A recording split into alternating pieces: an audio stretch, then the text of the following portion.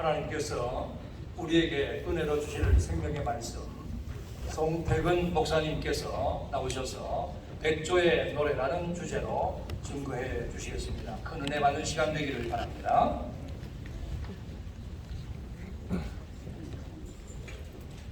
할렐루야. 성격이 급해가지고 먼저 나와버려서 죄송합니다. 이덕진 목사님 뵈면 아직 한 20년은 더 하실 것 같은데, 청년 같은데 벌써 법적인 연한이 다 되셔서 은퇴를 하신다니까 참 실감이 나질 않습니다. 제가 강남교회 담임을 할 때 늘 가까이서 목사님이 어떻게 목회를 하셨는지 배우고 존경해 오던 목사님이십니다. 또 마침 이제 후임으로 무거운 중책을 맡을 우리 김지영 목사님은 제가 강남교회에서 같이 동역을 했던 복음의 동지이기도 합니다. 지금까지 오랜 세월 함께 고민이 있을 때마다 또 의논하고 기도하던 귀한 형제인데, 이렇게 명목교회 후임으로 부임하게 돼서 그래서 저를 이 설교의 자리에 초대하지 않았나 생각을 합니다. 근데 왜 제목이 백조의 노래인가?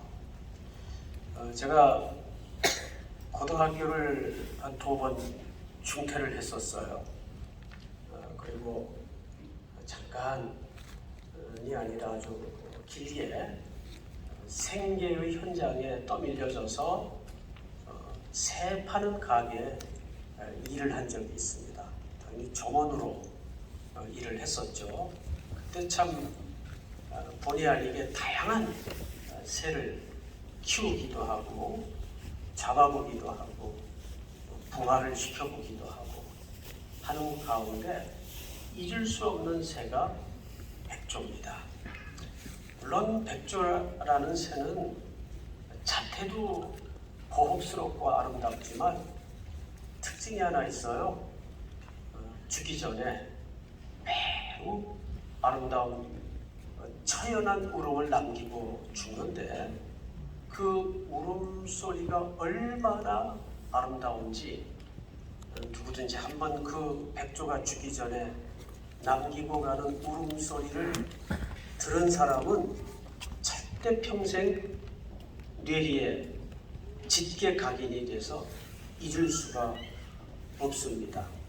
전 딱 한 번 백조가 죽기 전에 남기는 그 울음소리를 들었던 기억이 수십 년이 지났는데도 지금도 선명할 정도입니다. 한 목회자가 한 교회를 올곧게 섬기시면서 35년을 이어왔다는 것은 한 인생이 이 세상에 오는 것 이상의 어마어마한 역사입니다. 어느 선배가 그러더라고요. 목회는 영원한 가슴앓이다. 왜? 제품을 찍어내는 일이 아니잖아요. 이는 바람에도 괴로워 밤을 이루지 못했다는 어느 시인의 시기처럼 성도들의 불편한 눈빛 하나에도 무슨 일일까? 기도 속에 내뿜는 한숨 소리 한 모금에도 무슨 일이 있나? 수많은 밤을 그렇게 지새웠을 겁니다. 최근에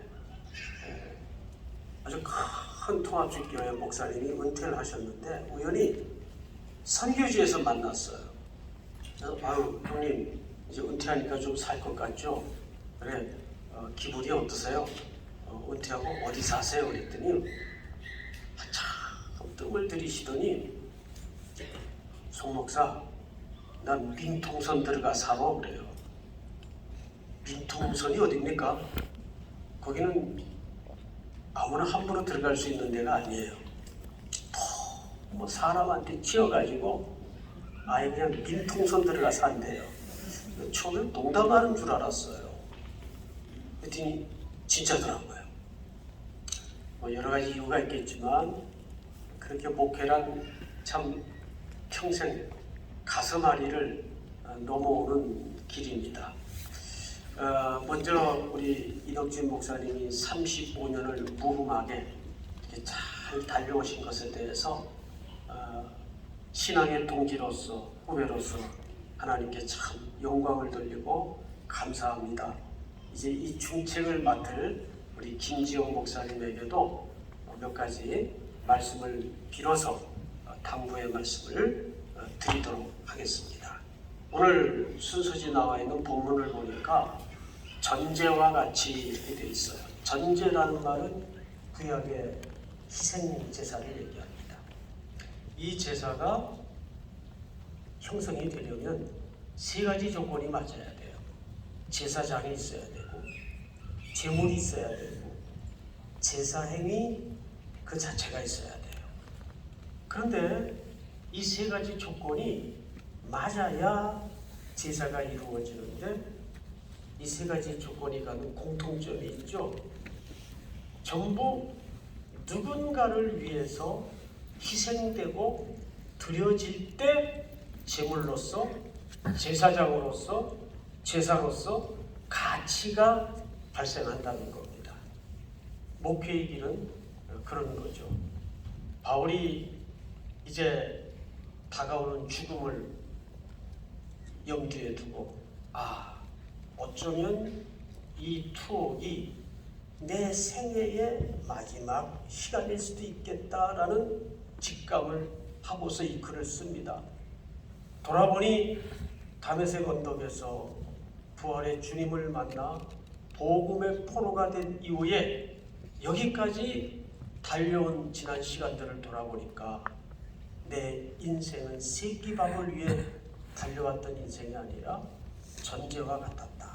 즉 복음의 제단에, 십자가의 제단에 기꺼이 쓰여지고 드려진 인생이었다. 그런 고백을 전제와 같다는 한마디에 담아서 고백하고 싶었던 겁니다. 그리고 이렇게 이어서 고백하죠. 전제와 같이 내가 벌써 부어지고 나의 떠날 시각이 가까웠다. 여기 떠나다라는 말은 그냥 디파처 이런 의미인데 사실 죽음을 얘기하는 게 아니에요. 이 떠나다라는 말은 소멸과 끝장을 말하는 게 아닙니다. 여기서 말하는 원문의 의미는 정확하게 난 이제 아버지의 집으로 간다. 자유를 얘기합니다. 묶였던 배가 고향 땅을 향해 출항하기 위해서 그 쇠기둥 밧줄을 풀다 그 말이에요. 그게 떠나다. 여기서 표현하는 떠날이라는 말은 그런 의미를 담고 있습니다. 이제 우리 이덕진 목사님은 온 세계를 향해서 마음껏 여전히 은퇴가 아닌 새로운 사역의 출발을 하셔서 홀홀 매이지 않고 마음껏 복음의 역사를 더 신실히 열매 맺는 복이 있기를 주의 이름으로 축복합니다. 두 번째 7절에 보시면 나는 선한 싸움을 싸우고 나의 달려갈 길을 마치고 믿음을 지켰다. 여러분 여기서 선한 싸움이라는 말은 착하게 살았다 그 얘기가 아니에요. 원문의 뜻은 법대로 달렸다. 여기서 말하는 법은 하나님의 말씀인 진리를 얘기합니다. 가끔 후배들이 이제 상담을 많이 오죠. 그러면 너무 속이 상하니까 뚝뚝 눈물을 흘려요. 선배님, 저는 지난 10년 동안 정말 진심으로 최선을 다했어요. 울어요. 그럼 제가 봐도 마음이 짠한데 같이 측은하게 여겨주면 좀 분위기가 가라앉을 것 같아서 야단을 쳐요. 야 이놈아, 대한민국 목사 중에 너만 진심으로 목회했냐? 다 목숨 걸고 목회한다? 너 그게 문제야. 왜 목회를 진심을 걸고 목회를 하냐?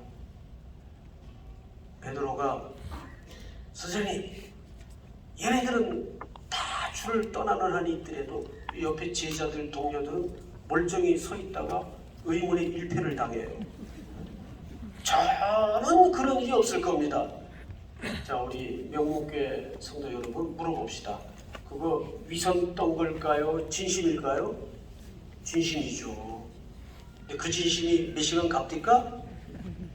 진심이라는 게 그래요. 제일 위험한 사람들이, 진심을 가진 사람들이 제일 위험해요. 제가 어느 글을 읽다가 소름 끼치는 글을 봤어요. 그냥 적당히 나쁜 놈은 몇 놈 죽이는데 진심을 가진 사람은 수백만 명도 죽일 수 있다. 맞죠? 예, 교회 시끄럽게 하는 사람들 다 보면 정말 마음과 뜻과 진심을 가지고 전고 다니는 거예요. 예? 그러니까 진심의 인생과 신앙과 헌신을 기반하지 말고 어디에 기반해야 될까요? 진리. 사도 바울이 그 얘기를 하는 거예요. 내가 선한 싸움을 싸웠다라는 말은 하나님의 말씀이 법대로 경주했다고 말이에요. 믿습니까? 그리고 이어서 믿음을 지켰다.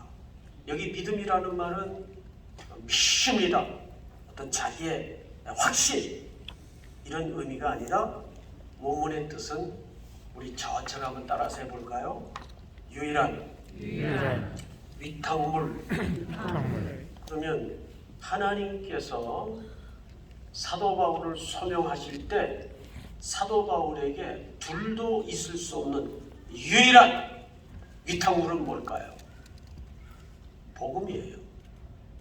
이 복음이 변질되지 않도록 하기 위해서 부들부들 떨면서 옆에 꽃이 피는지 계절이 바뀌는지 살펴볼 겨를 없이 달려왔다 그 말이에요. 믿습니까? 우리 명목교회가 이렇게 왔다 갔다 하면서 예배를 드리는 게 광야 체험하는 거예요. 얼마나 좋아요. 내가 교회다. 정말 교회론적인 본질을 가장 몸으로 잘 체득할 수 있는 은혜의 기간인 줄을 믿으시기 바랍니다. 건물이 교회가 아니잖아요. 사도 바울에게 하나님께서 너 저기 예배당 몇 개 지어라 이런 거 부탁하지 않았어요. 믿음을 지켰다는 말은 내게 부탁한 유일한 위탁물 복음을 얘기하는 거예요. 마지막 8절에 이제 후로는 나를 위하여 의의 면류관이 예비되었으므로 주 곧 의로우신 재판장이.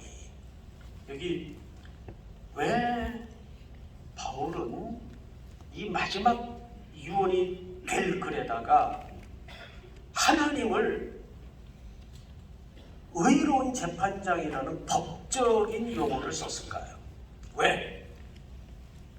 아마도 구약의 그 성경을 가장 잘 알고 인용할 수 있는 대학자가 사도 바울입니다.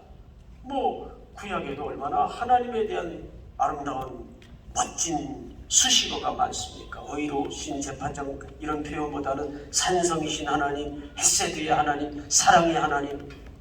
그런데 이 마지막 글에다가 그 모든 수식어를 다 내려놓고 의로우신 재판장이 법정 용어를 썼어요. 이 당시 네로의 치하에 있던 때입니다. 네로는 사도 바울을 붙잡아다가 사형을 언도했어요. 이제 집행만 남겨놓고 있습니다. 그런데 바울이 그 세상의 최고의 권력의 정점에 있는 네로의 판결을 한마디로 뒤집습니다. 이 세상의 권력을 잡은 자들아, 너희들은 결국 나를 붙잡아다가 몸을 묶어놓고 감옥에 가도 사형이라고 언도를 하지만 이것이 파이널 심판이 아니다.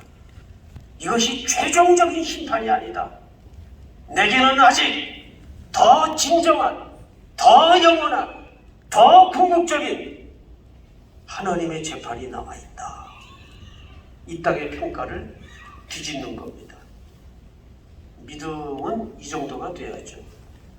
믿습니까? 목회를 하다 보면 참 섭섭한 마음이 들어올 때가 한두 가지가 아니에요. 그러나 이 땅의 평가가 마지막 평가가 아닙니다.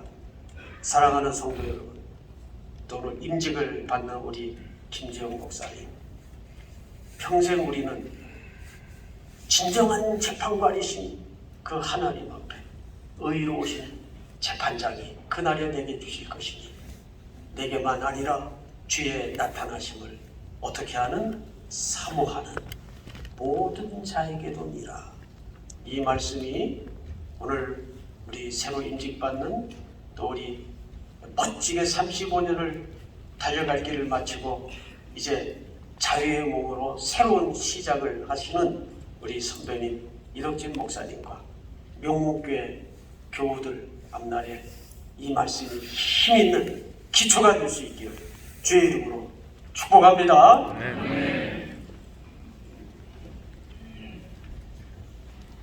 원로 목사